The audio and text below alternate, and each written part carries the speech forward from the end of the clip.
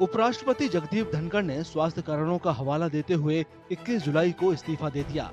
जगदीप धनखड़ ने अपना इस्तीफा राष्ट्रपति द्रौपदी मुर्मू को भेजा और ये उनकी अपील के आधार पर तत्काल मंजूर भी हो गया है।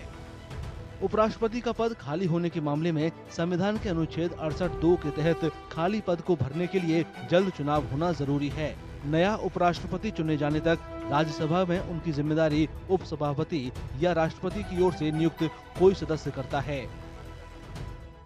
While the Vice President is the Chairman of the Rajya Sabha, the functions are also performed by the Deputy Chairman. So, when there is no Vice President, the Deputy Chairman can take over. Under Article 68 of the Constitution, the elections to the post after resignation have to be held as soon as possible. So it is for the Election Commission to now notify the election and hold it as soon as possible. Bharat के उपराष्ट्रपति का चुनाव निर्वाचक मंडल करता है। इसमें लोकसभा और राज्यसभा दोनों के सभी सांसद और मनोनीत सांसद भी शामिल होते हैं। सांसद उम्मीदवारों को वरीयता क्रम में क्रमबद्ध करके अपना वोट देते हैं। अगर पहले चरण में किसी भी उम्मीदवार को बहुमत नहीं मिलता है तो दूसरी वरीयता के आधार पर वोटों को बांटा जाता है। ये तब तक जारी रहता है जब तक कि कोई एक उम्मीदवार बहुमत का आंकड़ा पार नहीं कर लेता। पूरी प्रक्रिया गुप्त मतदान के जरिए होती है।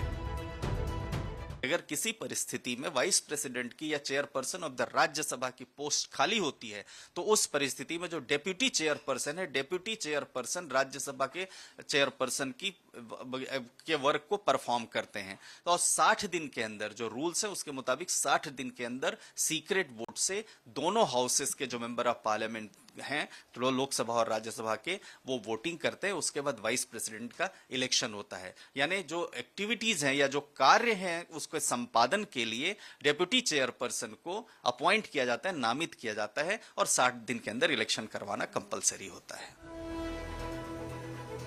उपराष्ट्रपति पद का चुनाव लड़ने के लिए उम्मीदवार को भारतीय नागरिक होना चाहिए। उसकी आयु कम से कम 35 साल और वो राज्यसभा का सदस्य बनने के योग्य होना चाहिए। इसके अलावा उम्मीदवार को केंद्र या राज्य सरकार या किसी स्थानीय प्राधिकरण के अधीन किसी लाभ के पद पर नहीं होना चाहिए। एक बार चुने जाने के बाद उपराष्ट्रपति को 5 साल का कार्यकाल पूरा करना होता है।